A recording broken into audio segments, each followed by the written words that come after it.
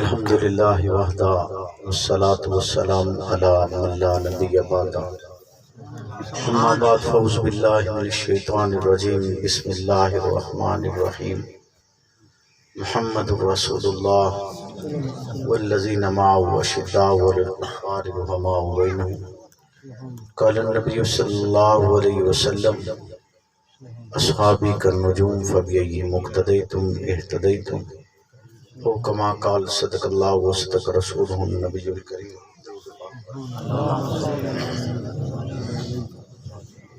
اللہم صلی علی محمد معدن الجود والکرم منبع الحلم والحکم وآلہ وسلم۔ محمد سے پیار کرتے ہیں، تیرا احسان ہے مولا، ہماری بخشش کا بس یہی سامان ہے مولا۔ درے شاہ مدینہ چھوڑ دیں جنت کے بدلے، یہ سودا ہم نہیں کرتے، ہمیں نقصان ہے مولا۔ تیرے باغی تیرے شاتم بشر اچھے نہیں لگتے، تیرا سایہ نہ ہو جن پر وہ سر اچھے نہیں لگتے۔ تیرے اصحاب سے مجھ کو محبت کیوں نہ ہو آقا، کسے اونچے گھنے ٹھنڈے شجر اچھے نہیں لگتے۔ میرے واجب الاحترام دوستو بزرگوں، خالق کائنات کا بے پناہ کرم ہے کہ اس کی توفیق کے ساتھ آج آپ سے ہم کلام ہونے کا شرف حاصل ہو رہا ہے۔ اللہ کے عالم سے دعا کروں کہ وہ مجھے حق اور سچ کہنے کی توفیق عطا فرمائے، اور حق اور سچ کہنے کے بعد مجھے اور آپ کو اس پر عمل پیرا ہونے کی بھی توفیق عطا فرمائے۔ آج کے اس پروگرام کے حوالہ سے پہلے سے مجھے کوئی عنوان نہیں دیا گیا تھا، ابھی یہاں پر آتے ہوئے جو عنوان مجھے بتایا گیا وہ شان سیدنا صدیق اکبر رضی اللہ تعالیٰ عنہ۔ میں کوشش کروں گا کہ اس عنوان کے تحت آپ سے چند باتیں عرض کروں۔ اس میں کوئی شک اور شبہ نہیں ہے کہ آل اسلام میں محمد رسول اللہ صلی اللہ علیہ وسلم پر ایمان لانے والے پہلے فرد کو صدیق اکبر کہا جاتا ہے۔ روز محشر صدیقین کی ایک جماعت ہوگی جس کے لیے قرآن مجید فرقان حمید میں حکم بھی ہے کہ انبیاء کے بعد ان کا درجہ ہے، ان کا مقام ہے،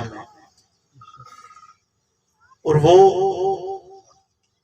صدیقین کی جماعت جنت میں انبیاء کے بعد دوسرے درجے پر ہوگی۔ ان صدیقین کے سردار کو صدیق اکبر کہا جاتا ہے۔ اور میں بغیر کسی اس بات میں پڑے یا اختلاف میں پڑے کہوں گا کہ صدیق ہی وہ واحد پہلا شخص ہے جو اس خوبی میں یکتا ہے، اکیلا ہے، تنہا ہے کہ اللہ نے اس پر یہ انعام کیا کہ وہ سب سے پہلے محمد رسول اللہ پر ایمان لایا۔ اس بات سے قطع نظر کہ عورتوں میں پہلے کون ایمان لایا، بچوں میں کون لایا، غلاموں میں کون لایا، صدیق تو تب ایمان لا چکا تھا جب ابھی محمد رسول اللہ نے اعلان بھی نہیں کیا تھا، اور وہ اسی وقت ایمان لا چکے تھے جب ایک راہب ان کو دیکھ کر ان کو ان کی نشانیاں بتلا کر انہیں کہتا ہے کہ ایک پیغمبر آئیں گے اور وہ اللہ کے آخری پیغمبر ہوں گے، اور آپ ان کے جانثار اور صحابی ہوں گے، اور آپ ان کے خلیفہ ہوں گے۔ تو صدیق اکبر اسی لمحے میں آپ پر ایمان لایا۔ اور جب بھی ایسے موقع آئے جن میں نبوت کو ضرورت پیش آئی تو صدیق ہی وہ واحد فرد ہے جس نے اپنا سب کچھ نچھاور کر کے پیغمبر کا ساتھ دیا ہے۔ صدیق اکبر اس خوبی میں بھی اکیلا ہے، یکتا ہے کہ اللہ نے جب ہجرت کا موقع آیا، جہاں تمام صحابہ کو ہجرت کا حکم تھا، وہیں پر پیغمبر کی بارگاہ میں صدیق اکبر پیش ہوتے ہیں، چونکہ صدیق اکبر کے لیے مکہ کے حالات انتہائی کٹھن اور سخت تھے، کہ جیسے پیغمبر کے لیے مشکلات ہیں ویسے ہی صدیق اکبر کے لیے بھی مشکلات ہیں، کیونکہ پیغمبر اپنی تبلیغ کے ساتھ کفر کے ایوانوں میں لرزہ برپا کر رہے تھے، اور صدیق اکبر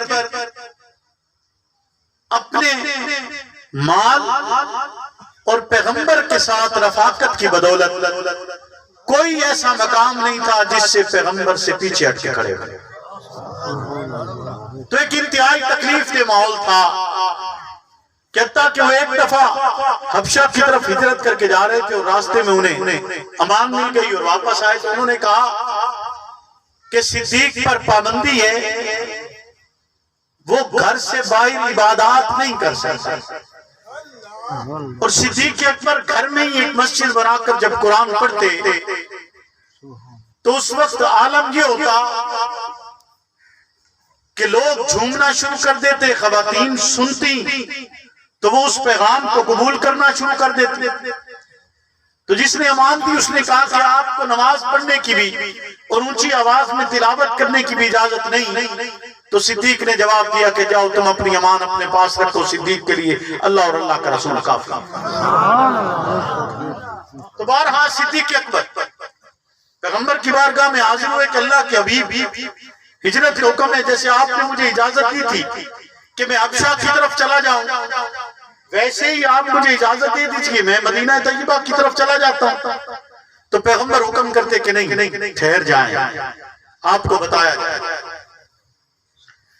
تو صدیق جو کہ نبوت کا ساتھی ہے، نبوت کی باتوں کو آپ کے انداز کو سمجھتا ہے، صدیق گھر لوٹے اور گھر لوٹ کر انہوں نے 2 اونٹنیاں تیار کرنا شروع کر دیا، سامان مال و اسباب تیار کرنا شروع کر دیا، اور رسالت پناہ کی عادت مبارکہ تھی کہ آپ روزانہ حضرت سیدنا صدیق اکبر کے گھر تشریف لے جایا کرتے تھے ایک مخصوص وقت پر، اور اس دن آپ اس وقت سے الگ ٹائم پر آئے۔ جب دروازہ بجا تو فوراً سیدنا صدیق اکبر نے کھولا اور اللہ کے حبیب کو سامنے پایا، اور آپ نے فرمایا کہ صدیق ہجرت کا حکم ہے۔ تو صدیق نے یہ نہیں کہا کہ میں پیچھے کسی کو پوچھ لوں یا بتا لوں، صدیق نے کہا اللہ کے حبیب میں تیار ہوں، مجھے تو اسی لمحے کا انتظار تھا، میں تیار ہوں۔ صدیق اپنی اس خوبی میں بھی یکتا ہے کہ رب نے اسے اپنی امانت سپرد کی ہے، صدیق اپنی اس خوبی میں اکیلا ہے کہ اسے پیغمبر کے ساتھ ہجرت کا شرف حاصل ہوا ہے۔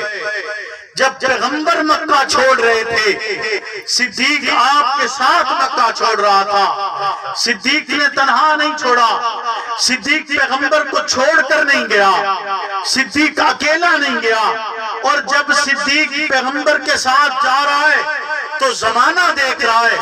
صدیق جاتے ہوئے چھوڑ کر پیغمبر کو نہیں جا رہا، صدیق مکہ چھوڑ کر جاتے ہوئے اپنے خاندان کو چھوڑ کر جا رہا ہے، اپنے خاندان کو چھوڑ کر جا رہا ہے۔ تو آپ سے آپ کے والد محترم گھر آپ کے تشریف لائے، حضرت صدیق اکبر کے والد سیدنا صدیق اکبر کے گھر تشریف لائے۔ حضرت ابو قحافہ آ کر کہتے ہیں، اپنی پوتیوں سے سوال کرتے ہیں، کہتے ہیں کہ یہ بتاؤ صدیق پیچھے کیا چھوڑ کر گیا ہے، چونکہ وہ نابینا ہے۔ تو بچیاں کہتی ہیں کہ ہمارے دادا کو تکلیف پہنچے گی، تو وہ پتھر دکھا کر کہتی ہیں کہ یہ ہمارے لیے اتنا مال چھوڑ کر گئی ہیں۔ اب وہ پتھر سے یہ محسوس نہیں ہو رہا تھا کہ یہ کرنسی ہے، سکہ رائج الوقت ہے یا نہیں، یا یہ پتھر ہے۔ انہوں نے ہاتھ لگایا۔ اب آپ جواب دیکھیے کہ صدیق کا والد کیا کہتا ہے۔ صدیق کے والد کو بھی یہی یقین تھا کہ میرا بیٹا محمد کے ساتھ جائے اور والد مسلمان بھی نہیں ہے کہ یہ محمد کے ساتھ جائے تو یقیناً پیچھے کچھ بھی چھوڑ کر نہیں گیا ہوگا. تو والد کہتے ہیں مجھے یقین تو نہیں تھا کہ صدیق جائے اور تمہارے لیے کچھ چھوڑ کر جائے. صدیق جائے اور تمہارے لیے کچھ چھوڑ کر جائے, اور صدیق چھوڑ کر بھی نہیں گیا. چھوڑ کر گیا, اس نے کچھ بھی پیچھے نہیں چھوڑا. بغیر کچھ چھوڑے وہ پیغمبر کے ساتھ سفر پر روانہ ہو گئے. صدیق اس میں بھی یکتا ہے, اکیلا اور تنہا ہے کہ اس کائنات میں اگر کسی پر یہ شبہ ہوا ہے کہ وہ پیغمبر ہے تو اس میں بھی صدیق اکیلا ہے. اور وہ پیغمبر نہیں تھا, وہ پیغمبر نہیں تھا, نبی نہیں تھے. صدیق اکبر نبی نہیں تھے, پیغمبر نہیں تھے, لیکن صدیق وہ واحد شخصیت ہے جس پر یہ شبہ ہوا. سامنے بیٹھے ہوئے پیغمبر کے ہمراہ موجود ہیں, پیغمبر بھی موجود, صدیق بھی موجود ہے, اور وہ واحد شخص ہے جس پر یہ شبہ کیا گیا کہ یہ پیغمبر ہے اور ساتھ آپ کے صدیق ہیں. محمد الرسول اللہ بھی خاموش قباء کی وادی میں آئے, آ کر بیٹھ گئے. لوگ آتے ہیں, پہلے سلام صدیق اکبر کو کرتے ہیں, پھر سلام محمد رسول اللہ کو کرتے ہیں. صدیق نہیں بول رہے, نہیں کہتے کہ یہ کیا کر رہے ہو, یہ پیغمبر ہیں, احترام ان کا ہے, عزت ان کی ہے, انہی کی بدولت میں نے مقام حاصل کیا ہے. یہ آقا ہے, میں غلام ہوں, یہ مرشد ہے, میں مرید ہوں, یہ مقتدا ہے, میں مقتدی ہوں, یہ میرا رہبر اور پیشوا ہے, میں اس کے پیش رو پر ہوں, میں تو اس کے رکشے قدم پر چلتا ہوں. نہیں کہہ رہے. جبریل بھی خاموش ہے, رب بھی وہی نہیں اتارتا, جبریل نہیں آ رہے جو 32,000 مرتبہ آسمان سے زمین تک کا سفر پیغمبر کو رب کا پیغام لانے کے لیے کرتے, وہ بھی خاموش ہے کہ اللہ کے حبیب انہیں بتلائیے, ان کی غلط فہمی کو دور کیجئے. یہ لوگ صدیق کو پیغمبر سمجھ رہے ہیں, یہ لوگ صدیق کو محمد سمجھ رہے ہیں, یہ لوگ صدیق پر نبی ہونے کا گمان کر رہے ہیں. آپ ان سے کیوں نہیں کہتے, نہ محمد کہہ رہے ہیں, نہ رب اعلان کر رہا ہے, نہ صدیق وضاحت پیش کر رہا ہے کہ نہیں پہلے پیغمبر کی بارگاہ میں جاؤ پھر میرے پاس آؤ. دونوں خاموش ہیں, لوگ مل رہے ہیں. اسی لمحے کے اندر سورج کی تناظر پیغمبر کے چہرے پر پڑتی ہے. تو صدیق یہ نہیں کہتا کہ میں بھی تمہارا مہمان ہوں, صدیق یہ نہیں کہتا کہ ہم تمہارے ہاں مہمان بن کر آئے, ہمارے لیے کوئی احترام کی جگہ بناؤ, یہ نہیں کہتا ہمارے لیے کوئی سایہ دار جگہ بناؤ, یہ نہیں کہتا کہ یہاں سے اٹھ کر کہیں اندر چلتے, بلکہ صدیق کھڑے ہوتے, اپنی چادر اتارتے, پیغمبر پر تان دیتے اور امت کو پیغام دیتے کہ یہ آ گئے اور میں غلام ہوں. سبحان اللہ, اللہ اکبر, زندہ باد, صحابہ زندہ باد, مقام صحابہ زندہ باد, سیدنا صدیق اکبر زندہ باد, مولانا علامہ مسرور. یہ آقا ہے اور میں غلام ہوں, یہ پیغام دیا. اور حضرت اشرف علی تھانوی فرماتے ہیں کہ ان 3 دنوں کی صحبت کا یہ نتیجہ تھا جو پیغمبر کے ساتھ غار میں گزرے, کہ پیغمبر جب یہ غار سے نکل کر آئے, وہ تنہا تھے نا دونوں, جب غار سے نکل کر آئے تو یہ پیغمبر کی صحبت کا نتیجہ تھا کہ صدیق عین نبوت محسوس ہو رہے تھے. نبوت نے اپنے سارے علوم ان کے اندر سما دیے تھے, ان کو اپنا عکس بنا دیا تھا. امت کی ہدایت, امت کی رہبری کے لیے صدیق اس میں بھی یکتا ہے, اور صدیق اس میں بھی یکتا ہے کہ وہ پیغمبر کے بعد پہلا فرد ہے جو جنت میں داخل ہوا. اس میں بھی صدیق اکیلا ہے کہ پیغمبر کے بعد پہلا فرد جو جنت میں داخل ہوا, جو جنت میں داخل ہوا. تیرے اور میرے سے سوال ہونے ہیں, چونکہ ابھی جنت میں نہیں نہ گئے. جنت میں جانے سے پہلے سوال ہوگا نا, جنت میں جانے کے بعد کوئی سوال ہے, بولو نا, جنت میں جانے کے بعد کوئی سوال ہوگا. تو جہاں سرکار موجود ہیں وہ جگہ جنت سے اعلیٰ ہے یا نہیں ہے, اعلیٰ ہے یا نہیں ہے. پیغمبر جس جگہ موجود وہ جگہ کائنات کی سب سے اعلیٰ ترین مقام ہے. اور آپ نے ارشاد فرمایا ما بین بیتی و منبری روضۃ من ریاض الجنہ, میرا گھر اور میرے منبر کا یہ حصہ جنت کے ٹکڑوں میں سے ایک ٹکڑا, جنت کے باغوں میں سے ایک باغ.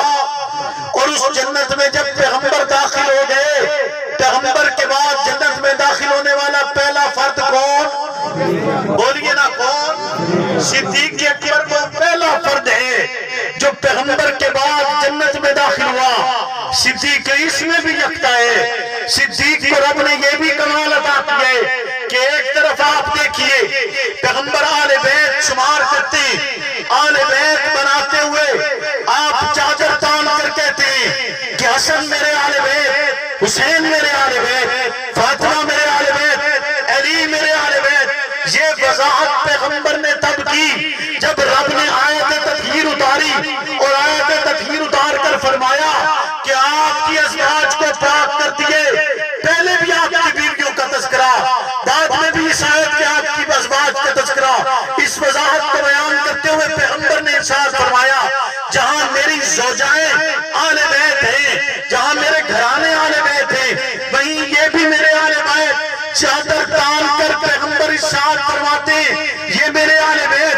آپ اپنے داماد کو چادر ڈال کر حکم کر رہے ہیں کہ میرے آل بیت، اور اگر چادر ڈال کر پیغمبر حکم کر رہے ہیں میرے آل بیت، جس نے بیٹی دی ہو وہ رتبے میں کم ہے تب بھی باپ ہے، عظمت میں کم ہے تب بھی باپ ہے، دولت میں کم ہے تب بھی باپ ہے، حسب میں کم ہے تب بھی باپ ہے، نسل میں کم ہے تب بھی باپ ہے، فضائل میں کم ہے تب بھی باپ ہے۔ تو آپ نہیں دیکھتے خدا کی وادی کے اندر صدیق نے بھی چادر تانی ہے، صدیق نے بھی تو بیٹی دی ہے۔ بولو نا، تو پھر پیغمبر کس کے آل بیت ہوئے؟ بولتے نہیں کیوں جی؟ تو صدیق کو رب نے یہ مقام اور مرتبے عطا کیے ہیں، اور یہ ان کا ایک معمولی سا حصہ میں نے آپ کے سامنے ذکر کیا ہے۔ ان نسبتوں کا ایک معمولی سا حصہ اور مختصر سا اجمال۔ صدیق کی جو قربانیاں، لازوال قربانیاں، 23 سالہ پیغمبر کے ہمراہ، اور پیغمبر کا وہ ساتھی جو بچپن سے آپ کے ساتھ، اور جب سرکار دو عالم اس دنیا سے رخصت ہو گئے، آپ کے 2 سال کے عرصہ کے بعد صدیق اکبر بھی رخصت ہو گئے۔ جب آپ چلے گئے تو حضرت فاروق اعظم آپ کے گھر آئے۔ گھر آنے کے بعد سوال کیا کہ یہاں سونے کی جگہ ہے اور چھت پر دھوئیں کے نشانات ہیں، تو یہ دھوئیں کے نشانات کیوں ہیں؟ ہونے تو نہیں چاہیے، یہاں پر چولہا تو نہیں ہے جہاں کھانا پکتا ہو، یہاں تو سونے کی جگہ ہے، مجھے بتایا جائے۔ تو گھر والے کہتے ہیں نہیں، آپ چھوڑیے اس بات کو۔ کہا کہ نہیں، میں ان کے بعد خلیفہ بناؤں، مجھے پتہ ہونا چاہیے کہ مجھ سے پہلے والے کی زندگی کے حالات کیا تھے، تاکہ امت کو پیغام دیا جائے، امت کو بتایا جائے۔ تو گھر والے کہتے ہیں جب سے محمد اس دنیا سے رخصت ہوئے صدیق کا جگر جلتا تھا، یہ اس جلنے کے نشانات ہیں۔ دیکھیے آپ نے کائنات میں کوئی ایسی محبت، ایسا عشق دیکھا ہے کوئی اور جو رب نے صدیق کو عطا کیا کہ آپ کے جانے کے بعد جگر جلتا رہا؟ یہ ہے عشق رسول، یہ ہے عشق رسول۔ کہا کہ جو لشکر جائے گا وہ اسی طرح جیسے پیغمبر نے تیار کر دیے، میری کیا مجال ہے کہ میں پیغمبر کے حکم کی سرتابی کروں، اسی طرح وہ لشکر جائے گا۔ کہا مدینہ اکیلا ہو جائے گا، کہا اکیلا ہو جائے، اور پھر مدینہ پر حملہ ہونے کا خطرہ جب ہوا تو صدیق نے حکم کیا کہ نکلو، عورتیں تب نکلے، بچے تب نکلے، بوڑھے تب نکلے، ہاتھ میں جو آتے ہیں وہ لے کر نکلے۔